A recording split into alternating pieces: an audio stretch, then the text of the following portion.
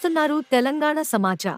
ఈ ప్రభుత్వం red book పేరుతో చేస్తున్న పాపాలి శాసన మండలిలో గొంతు ఎత్తి ఈ ప్రభుత్వాన్ని ప్రశ్నించి ఉంటే మర్రి రాజశేఖర్ గౌరవం ఎంత పెరుగుండేది. ఈ టైంలో ఎమ్మెల్సీగా ఉండి ప్రతిపక్ష పార్టీగా మనం ఉంటున్నటువంటి సందర్భంలో మరి ఈ ఎమ్మెల్సీని మరి రాజశేఖర్ గారు వైఎస్ఆర్ కాంగ్రెస్ పార్టీ తరఫున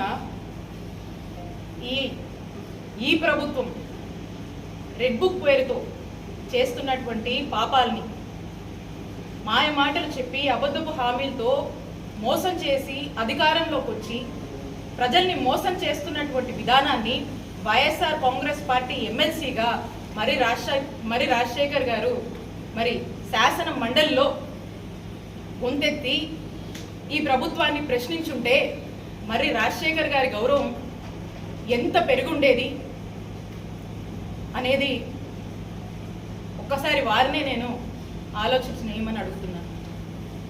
మరి ఈ రోజున మరి రాజశేఖర్ గారు ఎమ్మెల్సీకి రాజీనామా చేయడం అంటే ఒకవేళ ఇది యాక్సెప్ట్ అయితే ఈ ఎమ్మెల్సీ వైఎస్ఆర్ కాంగ్రెస్ పార్టీకి సంబంధించినటువంటి ఈ ఎమ్మెల్సీ పదవి అనేది టీడీపీకి వెళుతుంది కదా. వైఎస్ఆర్ కాంగ్రెస్ పార్టీ ఎంతో నమ్మకంతో మీ మీద ఉన్నటువంటి అపారమైనటువంటి గౌరవంతో మా నాయకుడు జగన్మోహన్ రెడ్డి గారు మీకు ఇచ్చినటువంటి ఎమ్మెల్సీని మీరు ఈరోజు రాజీనామా చేస్తే అది టీడీపీ అకౌంట్లోకి వెళుతుంది. ఈరోజు మనకు నంబర్స్ లేవు, ఇది అన్ఫార్చునేట్, మనకు బలం లేదు. సో కాబట్టి అది తిరిగి మనకు రిటైన్ అవ్వదు. సో కాబట్టి అది టీడీపీ ఖాతాలోకి వెళుతుంది. అంటే ఇంత నమ్మకంతో ఇచ్చినటువంటి ఈ పదవిని నిజంగా మీరు నిలబెట్టుకుని ఉంటే మీ గౌరవం ఎంతలా పెరిగేది అనేది ఒకసారి మీరు ఆలోచన చేయండి. బట్ ఇది జరిగింది. సో అందుకే నేను అంటాను, ఒక్కసారి అక్కడి నుంచి కూడా చూసుకుంటే ఇక 2024 గురించి వారు మాట్లాడుతూ ఉన్నారు. 2024లో ఏమైందనేటువంటి విషయం మీకు వారికి ప్రజలకు స్పష్టత ఇవ్వాల్సినటువంటి బాధ్యత నాది.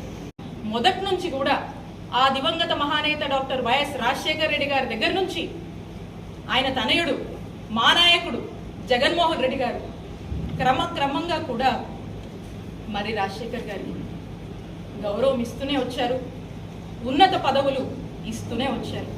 ఎక్కడా కూడా మా నాయకుడు జగన్మోహన్ రెడ్డి గారు మరి రాజశేఖర్ గారిని మోసం చేయలేదు. మా వైఎస్ఆర్ కాంగ్రెస్ పార్టీ మరి రాజశేఖర్ గారిని మోసం చేయలేదు. ఒక్కసారి మరి రాజశేఖర్ గారిని నేను అడుగుతా ఉన్నాను, ఆ కుటుంబము మోసం చేసింది అని మీరు మాట్లాడుతుంటే ఒకసారి నాకు మిమ్మల్ని అనాలనిపిస్తున్నాను.